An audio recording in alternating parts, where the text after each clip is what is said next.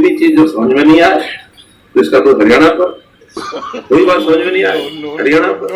अरे नई दिल्ली संभलती, हरियाणा को दे दो, दिल्ली तुम्हें संभाल ले। वो एक आदमी खुश हो गया बड़ा।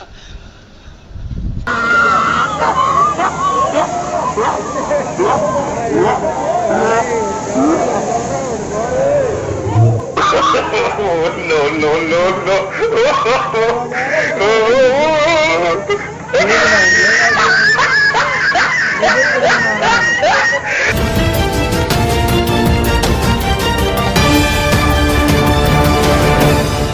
अरे नई दिल्ली संभलती, हरियाणा को दे दो, दिल्ली तुम्हें संभाल ले।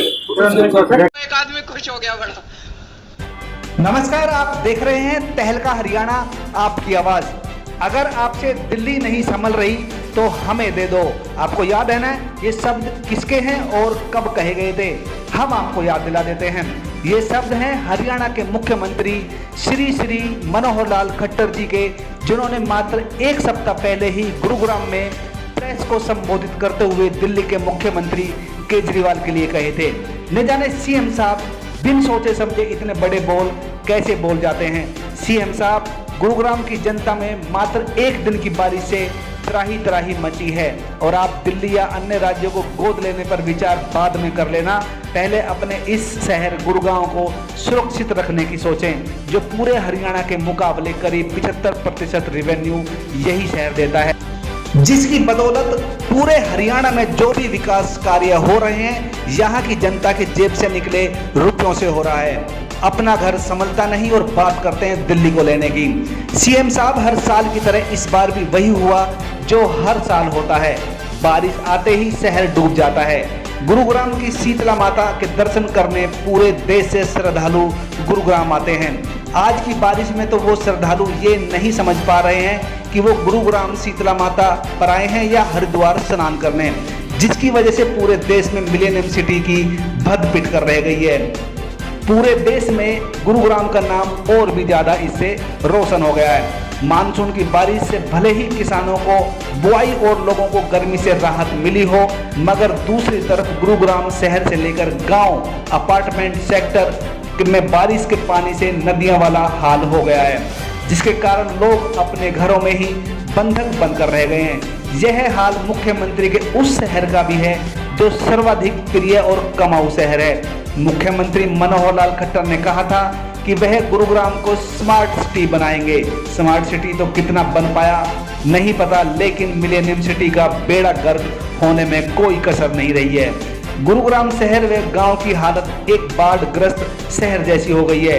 आम आदमी पार्टी से सारिका वर्मा, प्रवक्ता दक्षिण हरियाणा, ने कहा, प्रदेश का आईटी शहर कहलाने वाले गुरुग्राम में लोगों ने करोड़ों रुपए खर्च करके मकान और ऑफिस बनाए हुए हैं, लेकिन उनकी भी हालत बाढ़ग्रस्त से हो गई है।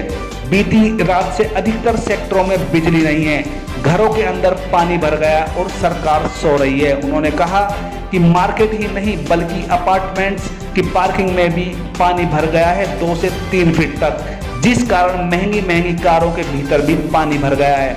अपार्टमेंट व सड़क पर बारिश के पानी की निकासी का कोई रास्ता नहीं है। पिछले साल से पूरे गुड़गांव में कई करोड़ रुपए खर्च कर रेन वाटर ड्रेन बनाई गई थी, उनका कोई फायदा नहीं हुआ। सरकार को ऑडिट करना चाहिए कि जितने करोड़ों रुपए लगाए गए शहर को एक पैसे का भी फायदा नहीं हुआ है। बिना प्लानिंग और स्टडी के केवल नालियां बनाने से शहर की पानी के रुकावट की समस्या खत्म नहीं होगी। मुकेश जागर, आम आदमी पार्टी गुरुग्राम संयोजक, ने कहा कि एक सप्ताह पूर्व भी मौसम की पहली बारिश ने भी गुरुग्राम के प्रशासन की पोल खोल कर रख दी थी। इसके बावजूद प्रशासन ने कोई सबक नहीं लिया। अब हालत यह है कि लोग अपने घरों में बंधक बनकर बैठे हुए हैं। लोग बारिश से तो खुश दिखाई दिए, मगर अपने घरों तक उन्हें पहुंचने में कई घंटे के जाम से भी गुजरना पड़ रहा है। गुरुग्राम के हाईवे का तो बुरा ही हाल है। लोग अपनी गाड़ियों से 10 मिनट का रास्ता एक घंटे में पूरा कर रहे हैं। दूसरा, उनको यह भी डर सताने लगा है कि कहीं सड़क तो नहीं धंस जाएगी। ऐसी शिकायतें भी सुनने में आ रही हैं। बाजारों का तो ऐसा हाल है कि उसके बारे में कहने के लिए कोई शब्द ही नहीं है। उन्होंने कहा कि यह जनता के पैसों की बर्बादी को दर्शाता है। इससे एक बड़े भ्रष्टाचार की बू भी आ रही है, क्योंकि सरकार ने करोड़ों रुपए खर्च करके हाईवे तथा अन्य सड़कें बना डाली, मगर पानी निकासी का इंतजाम नहीं किया। यह पूरी तरह से सरकार की नाकामी को दर्शाता है। एडवोकेट अशोक वर्मा, प्रवक्ता दक्षिणी हरियाणा, ने कहा कि बरसाती पानी की निकासी के लिए विभिन्न जिलों में 92 ड्रेन हैं और बरसाती पानी लिफ्ट करने के लिए करीब 104 डीजल व 109 बिजली के पंप हैं, लेकिन वह ना के बराबर ही काम कर रहे हैं। यह पैसों की बर्बादी नहीं तो और क्या है। बारिश के निकासी का कार्य केवल और केवल कागजों में किया जा रहा है, इसकी जांच जरूर की जानी चाहिए। तो हम आपको वो वीडियो दिखाना चाहते हैं जो करीब एक सप्ताह पहले प्रेस को संबोधित करते हुए हरियाणा के सीएम श्री मनोहर लाल खट्टर जी ने दिल्ली के मुख्यमंत्री अरविंद केजरीवाल के लिए क्या कहा था। तो आइए एक बार फिर से सुनाते हैं हमारे हरियाणा के मुख्यमंत्री मनोहर लाल खट्टर ने क्या कहा था।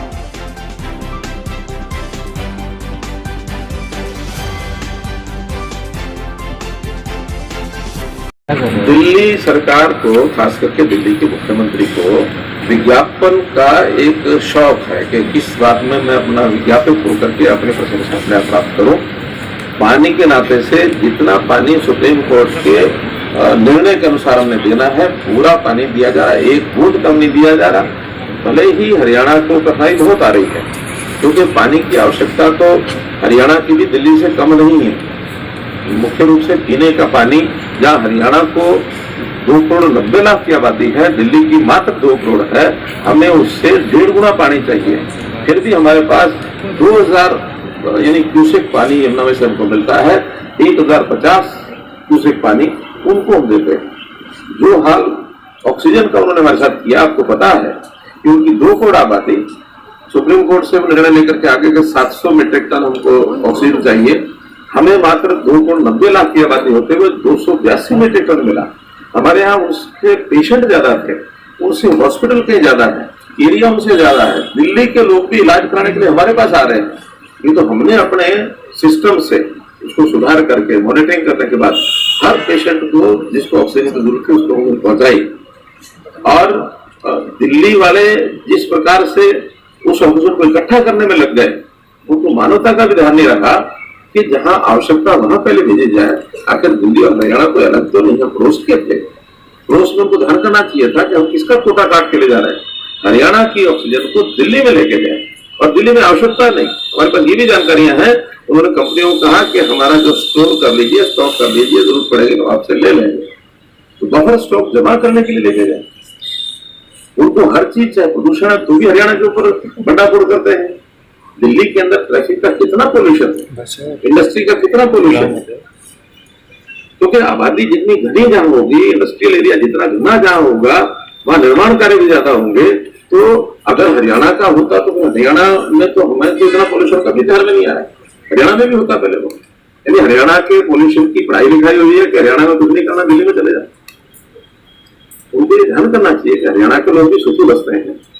बल्कि इवन गुरुग्राम, क्योंकि आबादी यहाँ भी 25 लाख की आबादी है, दिल्ली के पास हटा है, गुरुग्राम और दिल्ली का तो प्रदूषण एक जैसा है, लेकिन बाकी हरियाणा तो सारा साफ है। अगर कहीं कोई प्रदूषण का बाहर का मामला होता तो वहां प्रदूषण ज्यादा होता था। इसलिए सब इन्होंने अपनी क्रिएट की बातें सारी, और कोई भी चीज जो समझ में नहीं आए तो इसका तो हरियाणा पर, कोई बात समझ में नहीं आए हरियाणा पर। अरे नहीं दिल्ली संबंधी, हरियाणा को दो तो दिल्ली को भी संभाल रहे। नमस्कार। आज का जो जल भराव है बेहद ही दुर्भाग्यपूर्ण है, और इस गुड़गांव की जनता को यह स्थिति जो है हर साल देखनी पड़ रही है। साल दर साल विकराल रूप लेता जा रहा है जल भराव की समस्या का मामला, और अधिकारी है कि ऐन मानसून से पहले ही टेंडर निकालते हैं जिसमें घपले किए जाते हैं, साफ सफाई तो की नहीं जाती। यदि साफ सफाई की जाती तो आज यह जल भराव नहीं होता। माता शीतला परिसर, मंदिर परिसर के इर्द गिर्द बसी कॉलोनियों में जल भराव जो है भारी मात्रा में जल भराव हुआ। शीतला कॉलोनी में आज 4.5 से 5 फुट तक जल भराव की समस्या, घरों में लोगों के पानी घुस गया, उनके जो सारा सामान है वो खाने पीने की वस्तुएं सब खराब हो गई। और इसके लिए अधिकारी, शासन और प्रशासन जिम्मेवार है जिनके पास ना अच्छी नीतियां हैं और ना अच्छे उनके पास योजनाएं हैं जिसके अनुसार वो जो है ना लोगों को मूलभूत सुविधाएं दे सकें और इस जल भराव की समस्या से निपटारा किया जा सके। ऐसी कोई योजनाएं नगर निगम अधिकारियों के पास नहीं है। तो गुड़गांव नगर निगम के सुधारीकरण के लिए गुड़गांव की जनता को आगे आना पड़ेगा। अपने जो जनप्रतिनिधि हैं उनका चयन थोड़ा ठीक से सोच समझ के करना होगा। नमस्कार।